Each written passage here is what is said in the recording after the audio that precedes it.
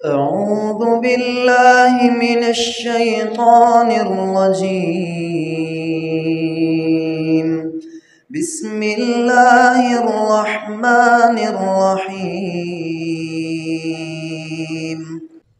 وقال جل وعلا في موضع آخر إن الذين يحبون أن تشيع الفاحشة في الذين آمنوا لهم عذاب عليم في الدنيا والآخرة والله يعلم وأنتم لا تعلمون ولولا فضل الله عليكم ورحمته وأن الله رؤوف رحيم يا أيها الذين آمنوا لا تتبعوا خطوات الشيطان ومن يتبع خطوات الشيطان فإنه يأمر بالفحشاء والمنكر ولولا فضل الله عليكم ورحمته ما زكى منكم من أحد أبدا ولكن الله يزكي من يشاء والله سميع عليم أما بعد فإن خير الحديث كتاب الله وخير الهدي هدي محمد صلى الله عليه وسلم وشر الأمور محدثاتها وكل محدثة بدعة وكل بدعة ضلالة۔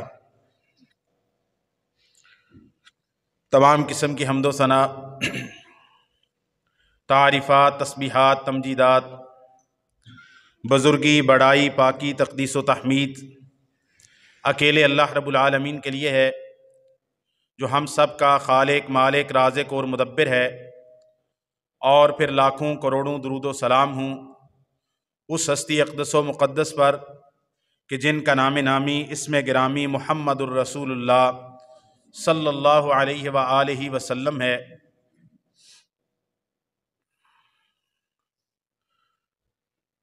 دین اسلام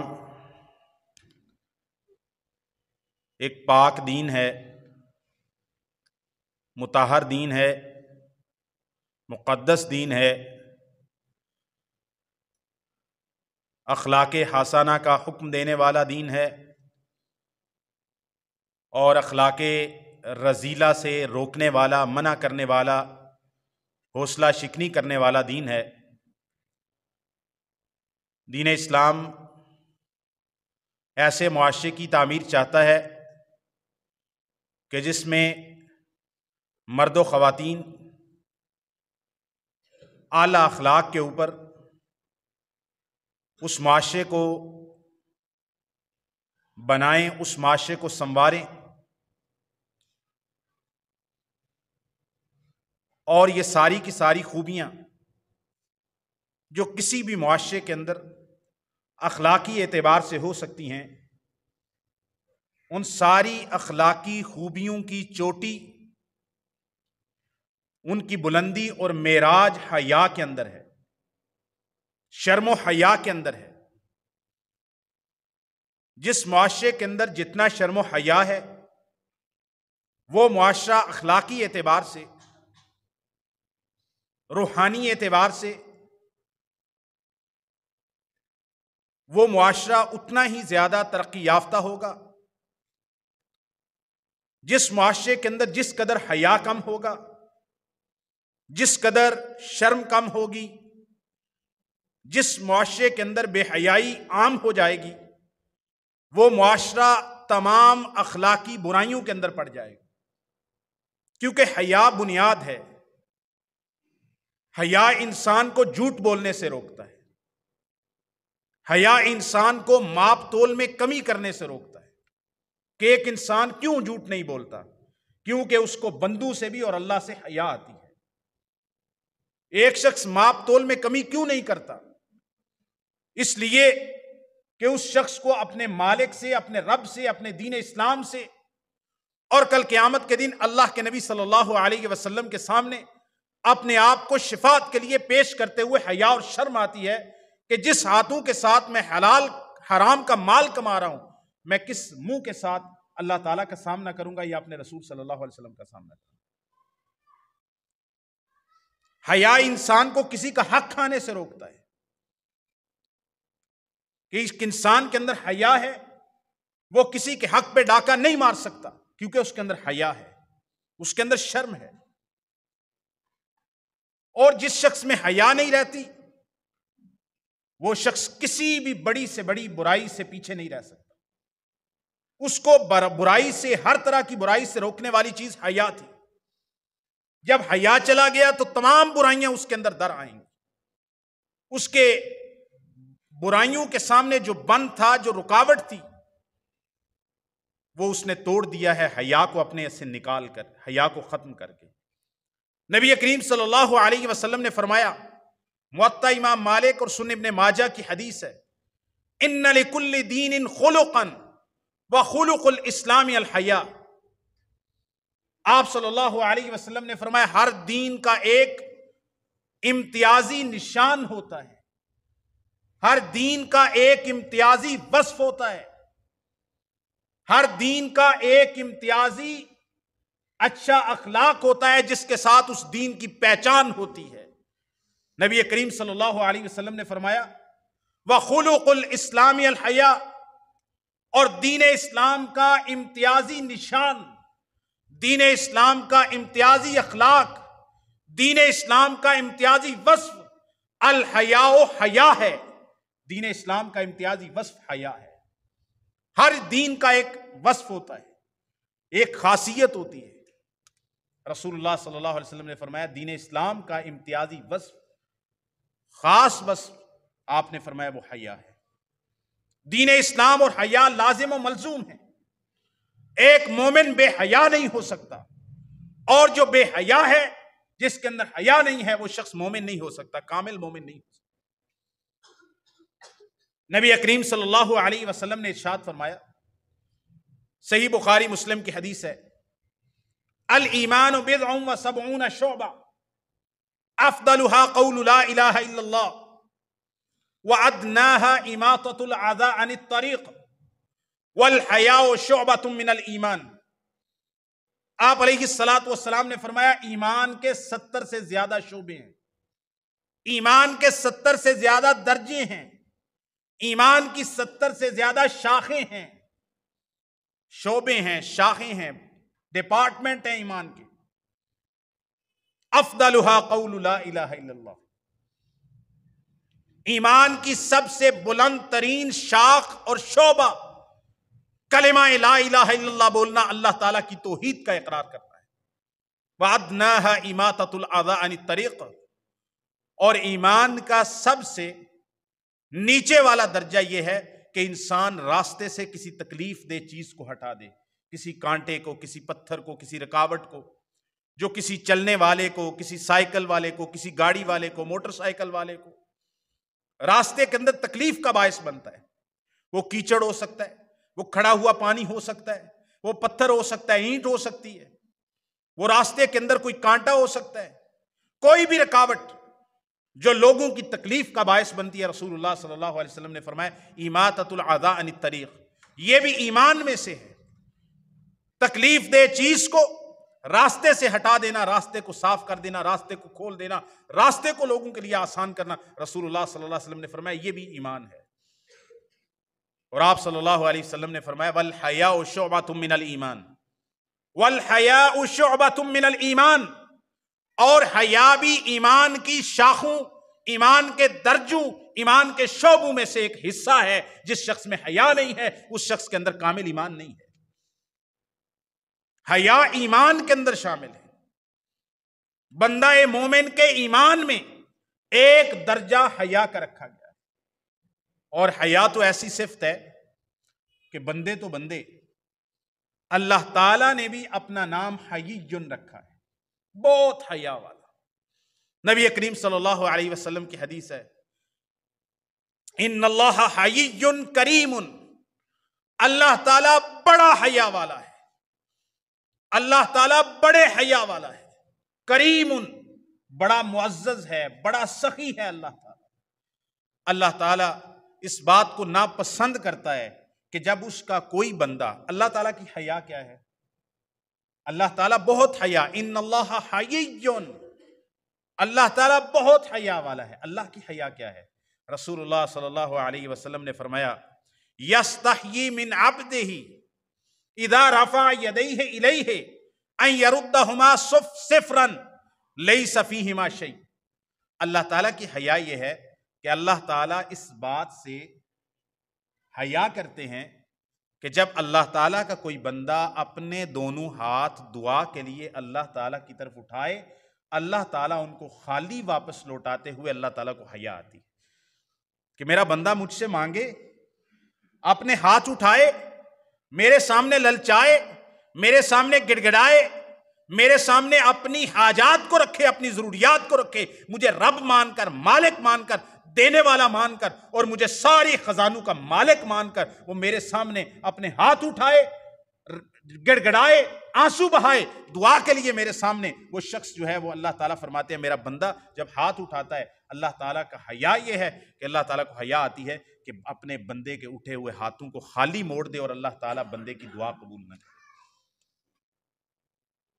نبی کریم صلی اللہ علیہ وسلم نے فرمایا حیا تو فرشتوں کی بھی صفت ہے، فرشتے بھی حیا کرتے ہیں۔ سیدہ عائشہ رضی اللہ تعالی عنہا سے مشہور حدیث ہے، صحیح بخاری کے اندر موجود ہے، کہ کہتی ہیں ایک دن نبی کریم صلی اللہ علیہ وسلم اپنے گھر میں بے تکلفی کے ساتھ بیٹھے ہوئے تھے، اور آپ صلی اللہ علیہ وسلم کا تہبند آپ کے ران سے یا آپ کی پنڈلی سے ہٹا ہوا تھا۔ دروازے پہ دستک ہوئی، پوچھا کون آئے؟ کہا آپ کے ساتھی ابو بکر صدیق آئے ہیں۔ نبی کریم صلی اللہ علیہ وسلم اپنی بے تکلفی کی حالت کے اندر بیٹھے رہے، سیدنا ابو بکر آئے، بات کی، چلے گئے، پھر دستک ہوئی، پوچھا کون آئے ہیں؟ کہا عمر ابن خطاب آئے ہیں۔ وہ تشریف لائے، بات کی، اپنی حاجت کو پیش کیا، چلے گئے۔ تیسری دفعہ دستک ہوئی، پوچھا گیا کون آئے ہیں؟ جواب دینے والے نے جواب دیا کہ عثمان ابن عفان آئے ہیں۔ نبی کریم صلی اللہ علیہ وسلم جو بے تکلفی کی حالت میں بیٹھے رہے، آپ صلی اللہ علیہ وسلم سیدھے ہو کے بیٹھے اور اپنے تہبند کو سمیٹا، اور نبی کریم صلی اللہ علیہ وسلم نے کہا کہ عثمان کو اجازت دو، اندر آ جائے۔ سیدنا عثمان ابن عفان اندر آئے، آپ سے اپنی حاجت کو پیش کیا اور واپس چلے گئے۔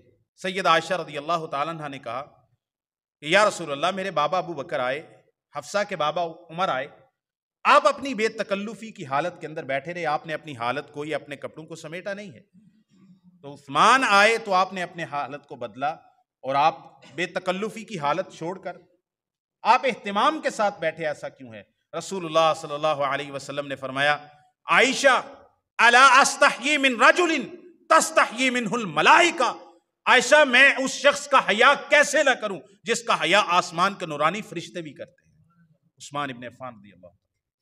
اس سے ایک تو بات معلوم ہوتی ہے کہ سیدنا عثمان رضی اللہ تعالیٰ عنہ کا حیا کتنا ہے۔ نبی پاک سیدنا عثمان کا حیا کرتے ہیں، اللہ تعالیٰ کے نورانی آسمان کے فرشتے عثمان رضی اللہ عنہ کا حیا کرتے ہیں۔ اور یہاں پر یہ بات کہنا بہت ضروری ہے کہ جس شخص کے دل میں ایمان نہیں ہے وہ عثمان ابن عفان کا حیا اس وقت بھی نہیں کرتا تھا اور آج بھی نہیں کرتا، اور وہ صرف اور صرف شیطان ہو سکتا ہے بس، یا شیطان کا کوئی چیلا ہو سکتا ہے، چمچا ہو سکتا ہے، کڑچا ہو سکتا ہے، اور تو باقی کوئی بچتا ہی نہیں ہے۔ ایک ہی دنیا کے اندر شخص ہے جو سیدنا عثمان کا حیا نہیں کرتا، اور وہ اس کا نام ہے شیطان، یا پھر شیطان کا پیروکار، دوسرا کوئی شخص نہیں۔ عثمان رضی اللہ تعالیٰ عنہ کا حیا میں کیوں نہ کروں عائشہ؟ کیونکہ اس کا حیا تو آسمان کے فرشتے کرتے ہیں۔ اس حدیث سے یہ بات بھی معلوم ہوئی کہ آسمان کے فرشتے بھی بڑے حیا والے ہوتے ہیں، آسمان کے فرشتوں کے اندر بھی اللہ تعالیٰ نے حیا رکھا ہے۔ نبی کریم صلی اللہ علیہ وسلم نے یہ جو حیا کی تعلیم ہے، شرم و حیا کی تعلیم، یہ صرف نبی کریم صلی اللہ علیہ وسلم کی شریعت میں نہیں آئی، بلکہ تمام انبیاء کی شریعت کے اندر، تمام انبیاء کی نبوت کے اندر، تمام انبیاء کی تعلیمات کے اندر حیا کی تعلیم کو رکھا گیا ہے۔ نبی کریم صلی اللہ علیہ وسلم کا مشہور فرمان ہے ان مما ادرک الناس من کلام النبوۃ الاولی اذا لم تستحی فاصنع ما شئت۔ نبی کریم صلی اللہ علیہ وسلم نے فرمایا پہلے انبیاء کی نبوی تعلیمات میں سے جو ہم تک پہنچا ہے.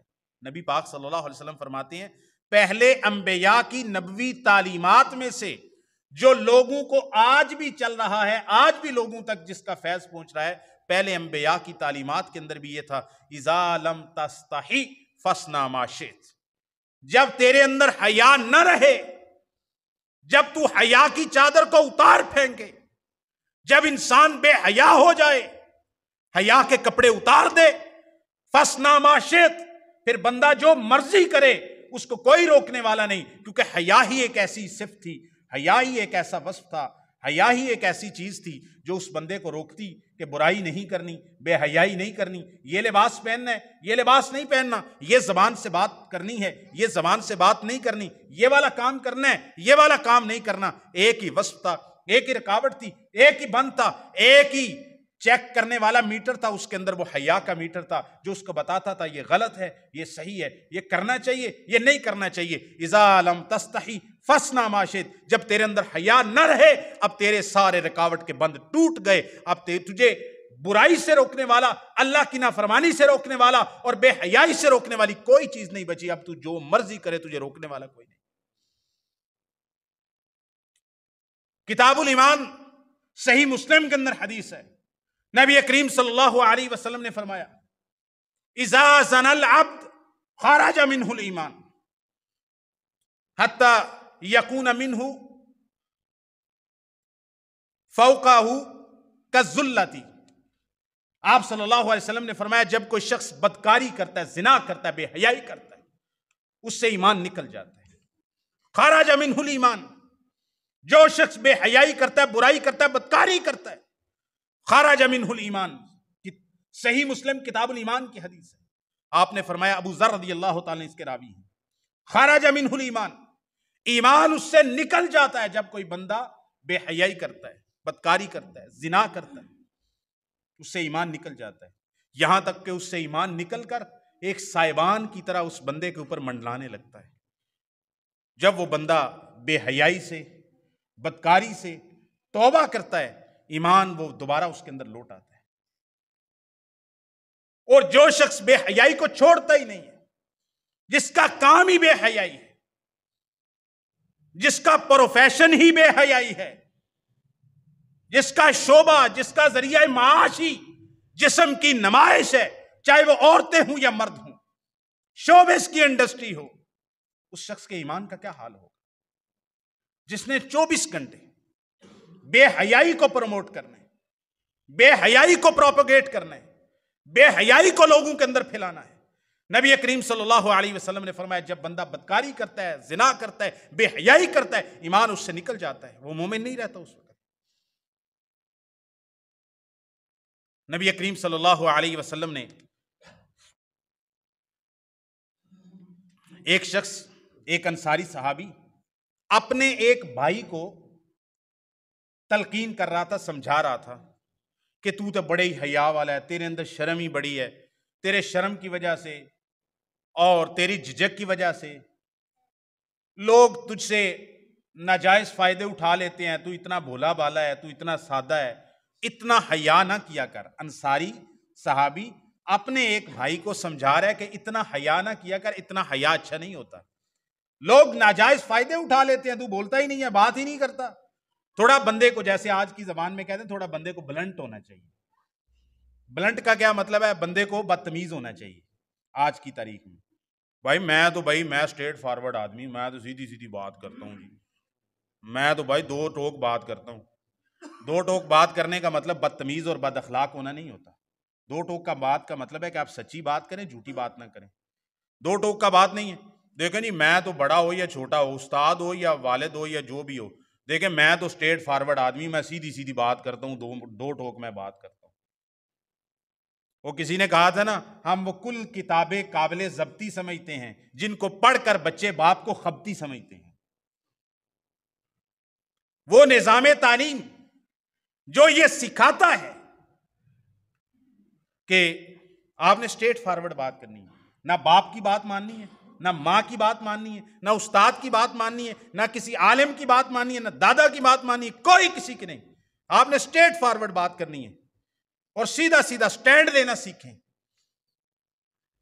حق پر سٹینڈ لینا چاہیے، توحید پر سٹینڈ لینا چاہیے، عقیدہ رسالت پہ سٹینڈ لینا چاہیے.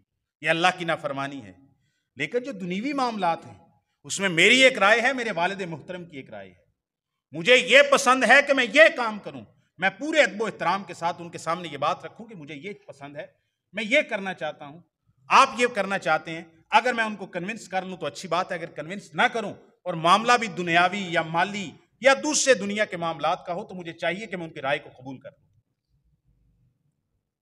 یہ ہر شخص کے لیے نہیں ہے، لیکن آپ دیکھیں نبی پاک صلی اللہ علیہ وسلم نے تعلیم کیسے دی ہے. موضوع یہ نہیں تھا. ایک شخص آیا، اس نے آگے کہا یا رسول اللہ میں بڑی محنت سے مال کماتا ہوں. سنن نبی داؤد کے اندر صحیح حدیث ہے. اس نے کہا یا رسول اللہ میں بڑی محنت کر کے مال کماتا ہوں، دن رات محنت کرتا ہوں، اور میرے والد آتے ہیں میری اجازت کے بغیر میرا مال لے جاتے ہیں اور خرچ کر دیتے ہیں. وہ بندہ شکایت لے کے آیا، پتر ابے دی شکایت لے کے آیا، بیٹا باپ کی شکایت لے کے آ گیا. ماشاءاللہ سبحان اللہ. نبی پاک صلی اللہ علیہ وسلم کا چہرہ غصے سرخ ہو گیا. آپ صلی اللہ علیہ وسلم نے اس بیٹے کو کہا انت و مالک لابیک، تجھے جرت کیسے ہوئی کہ اپنے باپ کے خلاف شکایت کر رہا ہے کہ تیرا باپ تیرا مال کھا رہا ہے؟ وہ تجھے پتہ ہی نہیں ہے تو بھی اور تیرا مال بھی سارے کا سارا تیرے باپ کا ہے. بھائی کے ساتھ مال کا بٹوارا ہو سکتا ہے، چچا کے ساتھ ہو سکتا ہے، بہن کے ساتھ ہو سکتا ہے، یہاں تک کہ بیوی کے ساتھ بھی ہو سکتا ہے. اللہ کی قسم باپ کے ساتھ مال کا بٹوارا نہیں ہو سکتا. میں میرے باپ کا ایسے ہوں جیسے غلام ہوں. اور ایک روایت کے اندر یہاں تک لفظ ہے کہ کوئی شخص اپنے باپ کا حق ادا نہیں کر سکتا یہاں تک کہ اگر وہ اپنے باپ کو کسی جنگ میں غلام پائے، باپ غلام ہو جائے کسی کا قیدی، اور اس باپ کو غلامی سے چھڑا دے، آزاد کروا دے غلامی سے، رسول اللہ فرمایا پھر بھی باپ کا حق ادا نہیں ہو سکتا. یہ مسئلہ کم لوگ جانتے ہیں. دنیا کے اندر کوئی بندہ آپ کو تحفہ دے اور آپ تحفے کو واپس کریں. جس شخص نے تحفہ دیا ہے رسول اللہ صلی اللہ علیہ وسلم نے فرمایا، صحیح بخاری کی حدیث ہے، تحفہ دے کر واپس لینے والا اس کتے کی طرح ہے جو کہہ کر کے اس کہہ کو چاٹ لیتا ہے. تحفہ دے کے کوئی کسی سے واپس نہیں لے سکتا سوائے باپ کے. باپ کو استثناء حاصل ہے. باپ اپنے بیٹے کو کوئی تحفہ کوئی گفٹ دے دے اور اگر اس سے واپس بھی لے لے، یہ کتے والی بات باپ کے اوپر صادق نہیں آتی. باپ کو استثناء حاصل ہے کیونکہ مال ہی باپ کا ہے. کوئی دنیا کے اندر شخص کسی بھی فرد کو قتل کر دے اس کی سزا قصاص ہے. اگر قصاص لینا چاہیں وارث تو قتل کے بدلے قتل کیا جائے گا.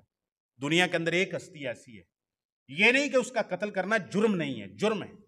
اگر کسی وجہ سے دنیا کے اندر کوئی ایسا واقعہ پیش آ جائے کہ باپ کے ہاتھوں بیٹے کا قتل ہو جائے تو شریعت نے یہ رکھا ہے کہ باپ کے ہاتھوں اگر بیٹا قتل ہو جائے تو باپ سے بیٹے کے قتل کی دیت لی جائے گی، بیٹے کے بدلے میں باپ کو قتل نہیں کیا جائے گا. کیونکہ یہ بیٹا باپ کی وجہ سے اس دنیا میں آیا ہے. اگر باپ سے غلطی میں وہ قتل ہو گئے جو کہ جرم ہے، اگر ایسا ہو گیا تو جس کی وجہ سے وہ دنیا میں آئے بیٹے کے خون میں اس کو قتل نہیں کیا جا سکتا. یہ پوری دنیا میں صرف ایک فرد کو ہے. ہم کہتے ہیں ہم اسٹیٹ فارورڈ ہیں، ہم پڑھے لکھے ہو گئے، ہم یہ کہتے ہیں کہ ہمارے والدین کو کچھ پتہ ہی نہیں ہے، یہ تو جاہل ہیں، یہ 5ویں تک سکول میں نہیں گئے. جن تکلیفوں کے اندر، جن غموں کے اندر، جن دکھوں کے اندر ان والدین نے تمہیں پالا ہے، اللہ کی قسم آج تمہیں وہ حالات نہیں ہیں.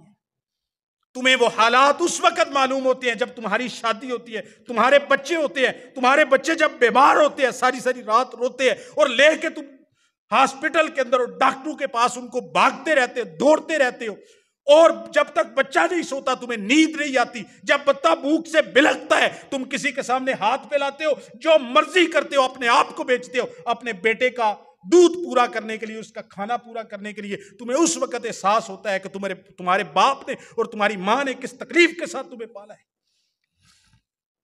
وہ شخص صحابی اپنے بھائی کو کہہ رہا تھا کہ زیادہ حیا نہ کیا کر، کم حیا کیا کر۔ رسول اللہ صلی اللہ علیہ وسلم نے فرمایا دا ہو، یہ جتنا بھی حیا کرتا ہے اس کو حیا کرنے دے، حیا سے مت روک۔ رسول اللہ صلی اللہ علیہ وسلم نے فرمایا فَإِنَّهُ لَا يَأْتِي إِلَّا بِخَيْرٍ، اور حیا جتنا بھی کوئی زیادہ کرے گا اس سے نیکی ہی برآمد ہوگی، خیر ہی برآمد ہوگی، اس سے کوئی برائی نہیں آنے والی۔ نبی کریم صلی اللہ علیہ وسلم نے فرمایا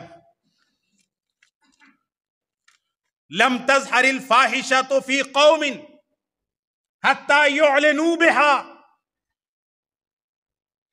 جو قوم بھی بے حیائی کے اندر اتنی آگے بڑھ جاتی ہے کہ بے حیائی اعلانیہ کرنے لگتی ہے، جس قوم کے اندر بے حیائی عام ہو جائے، سنن ابن ماجہ کی حدیث ہے، صحیح الجامع صغیر کے اندر شیخ البانی نے صحیح کہا ہے لم تظہر الفاحشۃ فی قوم حتی یعلنوا بها، جس قوم کے اندر بے حیائی عام ہو جائے اور وہ اس کو اعلانیہ کرنے لگے، چھپ کے نہیں، اعلانیہ کرنے لگے، رسول اللہ صلی اللہ علیہ وسلم نے فرمایا ان کے اندر اللہ تعالیٰ ایسی بیماریاں نازل فرماتا ہے جو بیماریاں ان کے آباء و اجداد نے نہ سنی ہوتی ہیں نہ دیکھی ہوتی۔